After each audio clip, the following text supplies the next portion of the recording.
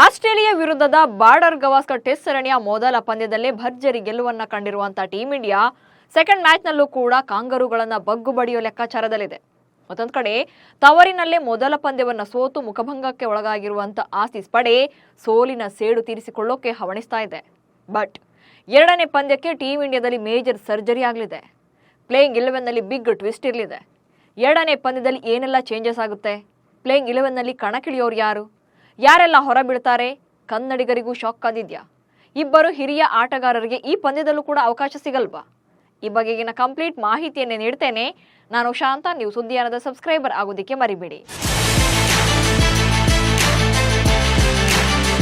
ವಿಶ್ವ test championship final ರೇಸ್ನಲ್ಲಿ ಉಳಿಯೋಕೆ team ಇಂಡಿಯಾಗೆ Australia ಸರಣಿಯನ್ನ ಗೆಲ್ಲೇಬೇಕಿದೆ.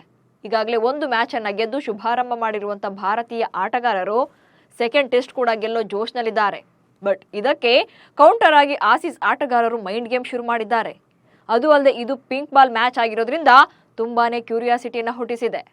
December 6ರಿಂದ ಅಡಿಲೇಡ್ನಲ್ಲಿ ನಡೆಯಲಿರುವಂತಹ pink ball ಟೆಸ್ಟ್ನಲ್ಲಿ ಅತಿಥೇಯ ಆಸ್ಟ್ರೇಲಿಯಾವನ್ನು ಮಣಿಸೋಕೆ ರೋಹಿತ್ ಶರ್ಮಾ ಪಡೆ ಹೊಸ ಸ್ಟ್ರಾಟಜಿಯನ್ನು ಮಾಡಿಕೊಳ್ತಾ ಇದೆ. ರೋಹಿತ್ ಮತ್ತು ಗಿಲ್ ರೀ ಎಂಟ್ರಿ, ಪಡಿಕಲ್ ಮತ್ತು ಜುರೆಲ್ ಡ್ರಾಪ್. ಕ್ಯಾಪ್ಟನ್ ರೋಹಿತ್ ಶರ್ಮಾ ಕೂಡ ವೈಯಕ್ತಿಕ ಕಾರಣಗಳಿಂದ ಪರ್ತ್ನಲ್ಲಿ ನಡೆದ ಮೊದಲ ಟೆಸ್ಟ್ನಲ್ಲಿ ಭಾಗಿಯಾಗಿರಲಿಲ್ಲ.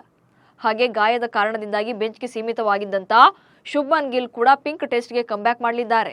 ಹಾಗಾಗಿ ತಂಡದಲ್ಲಿ ಕೆಲ ಚೇಂಜಸ್ ಮಾಡೋದು ಅನಿವಾರ್ಯವಾಗಿದೆ. ರೋಹಿತ್ ಶರ್ಮಾ ಹಾಗೆ ಗಿಲ್ ತಂಡಕ್ಕೆ ಕಂಬ್ಯಾಕ್ ಮಾಡಿರೋದ್ರಿಂದ ಮೊದಲ ಟೆಸ್ಟ್ ಪಂದ್ಯದಲ್ಲಿ ಫೇಲ್ಯೂರ್ ಅನ್ನು ಅನುಭವಿಸಿದಂತ ದೇವದತ್ ಪಡಿಕಲ್ ಹಾಗೆ ಧ್ರುವ್ ಜುರೇಲ್ ಇಬ್ಬರನ್ನ ಕೂಡ ಡ್ರಾಪ್ ಮಾಡಬೇಕಾಗುತ್ತೆ.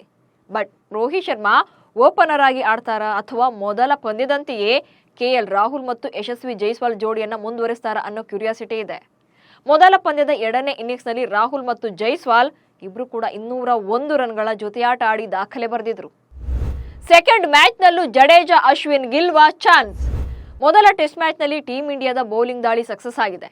ಬುಮ್ರಾ, ಸಿರಾಜ್ ಹಾಗೆ ಹರ್ಷಿತ್ ರಾಣಾ ಚೆನ್ನಾಗಿಯೇ ಬೌಲಿಂಗ್ ಮಾಡಿದ್ದಾರೆ. ಪಿಂಕ್ ಬಾಲ್ ಅಭ್ಯಾಸ ಪಂದ್ಯದಲ್ಲಿ ಹರ್ಷಿತ್ ರಾಣಾ 6 ಓವರ್ಗಳಲ್ಲಿ 4 ವಿಕೆಟ್ ಕಬಳಿಸಿದ್ರು. ಅಲ್ಲದೆ ವಾಷಿಂಗ್ಟನ್ ಸುಂದರ್ ಬೌಲಿಂಗ್ ಜೊತೆಗೆ ಬ್ಯಾಟಿಂಗ್ನಲ್ಲೂ ಕೂಡ ಅಬ್ಬರಿಸ್ತಾ ಇದ್ದಾರೆ. ಅದು ಅಲ್ಲದೆ ಅಡಿಲೇಡ್ ಪಿಚ್ ಸ್ಪಿನ್ ಪರವಾಗಿರೋದ್ರಿಂದ ರವೀಂದ್ರ ಜಡೇಜಾ ಅವರನ್ನ ಪ್ಲೇಯಿಂಗ್ 11ಗೆ ಸೇರಿಸಿಕೊಳ್ಳಬಹುದು. ಬಟ್ ಬೌಲಿಂಗ್ ಜೊತೆಗೆ ಬ್ಯಾಟಿಂಗ್ನಲ್ಲಿ ಧೂಳೆಬ್ಬಿಸ್ತಾ ಇರುವಂತಹ ಸುಂದರ್ನ ಕೈ ಬಿಡ್ತಾರ ಅನ್ನೋದೇ ಈಗಿರೋ ಪ್ರಶ್ನೆ. ಇನ್ನು ಅಶ್ವಿನ್ ಈ ಪಂದ್ಯದಲ್ಲೂ ಕೂಡ ಬೆಂಚ್ ಕಾಯಿಸಬಹುದು. ಪಿಂಕ್ ಬಾಲ್ ಟೆಸ್ಟ್ ಮ್ಯಾಚ್ ಎಂದರೇನು? ಭಾರತ ಮತ್ತು ಆಸೀಸ್ ವಿರುದ್ಧ ಫಸ್ಟ್ ಮ್ಯಾಚ್ ಮುಗಿದ ಮೇಲೆ ಪಿಂಕ್ ಬಾಲ್ ಟೆಸ್ಟ್ ಸಿಕ್ಕಾಪಟ್ಟೆ ಸದ್ದು ಮಾಡ್ತಾ ಇದೆ. ಪಿಂಕ್ ಬಾಲ್ ಟೆಸ್ಟ್ ಅಂದ್ರೆ ಡೇ ಅಂಡ್ ನೈಟ್ ಟೆಸ್ಟ್ ಪಂದ್ಯ. ಹೊನಲು ಬೆಳಕಿನಲ್ಲಿ ಆಡಲಾಗುವ ಈ ಪಂದ್ಯದಲ್ಲಿ ಪಿಂಕ್ ಬಾಲ್ ಅನ್ನ ಬಳಸಲಾಗುತ್ತೆ. ಹೀಗಾಗಿಯೇ ಡೇ ಅಂಡ್ ನೈಟ್ ಟೆಸ್ಟ್ ಪಂದ್ಯವನ್ನ ಪಿಂಕ್ ಬಾಲ್ ಟೆಸ್ಟ್ ಅಂತ ಕರೆಯಲಾಗುತ್ತೆ. ನಾರ್ಮಲ್ ಆಗಿ ಕ್ರಿಕೆಟ್ನಲ್ಲಿ ರೆಡ್ ಮತ್ತು ವೈಟ್ ಬಾಲ್ಗಳನ್ನ ಬಳಸಲಾಗುತ್ತೆ. ಆದರೆ ಡೇ ಅಂಡ್ ನೈಟ್ ಟೆಸ್ಟ್ ಪಂದ್ಯವನ್ನ ಪಿಂಕ್ ಬಾಲ್ನಲ್ಲಿ ಆಡಿಸಲಾಗುತ್ತೆ. ಇದಕ್ಕೆ ಕಾರಣ ನೈಟ್ ಟೈಮಲ್ಲಿ ಬಾಲ್ ಸ್ಪಷ್ಟವಾಗಿ ಕಾಣಲಿ ಅನ್ನೋದಕ್ಕೆ. ಈ ಹಿಂದೆ ಡೇ ಅಂಡ್ ನೈಟ್ ಟೆಸ್ಟ್ ಪಂದ್ಯಗಳಿಗಾಗಿ ಯೆಲ್ಲೋ, ಪಿಂಕ್ ಮತ್ತು ಗಾಢ ಬಿಳಿ ಬಣ್ಣದ ಚೆಂಡುಗಳ ಮೇಲೆ ಎಕ್ಸ್ಪೆರಿಮೆಂಟ್ ನಡೆದಿತ್ತು. ಆಗ ಪಿಂಕ್ ಬಾಲ್ ಬೆಸ್ಟ್ ಅಂತ ಬ್ಯಾಟರ್ಸ್ ಹೇಳಿದ್ರು. ಹೀಗಾಗಿ ಡೇ ಅಂಡ್ ನೈಟ್ ಟೆಸ್ಟ್ನಲ್ಲಿ ಪಿಂಕ್ ಬಾಲ್ ಬಳಸಲಾಗ್ತಾ ಇದೆ.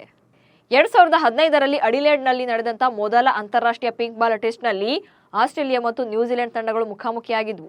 ಇದುವರೆಗೆ 22 ಡೇ ಅಂಡ್ ನೈಟ್ ಟೆಸ್ಟ್ ಪಂದ್ಯಗಳು ನಡೆದಿವೆ. ಆಸೀಸ್ ತಂಡ ಇದುವರೆಗೆ 10 ಪಿಂಕ್ ಬಾಲ್ ಟೆಸ್ಟ್ ಪಂದ್ಯಗಳನ್ನು ಆಡಿದ್ರೆ team India 4 day and night ಟೆಸ್ಟ್ಗಳಲ್ಲಿ ಭಾಗಿಯಾಗಿದೆ.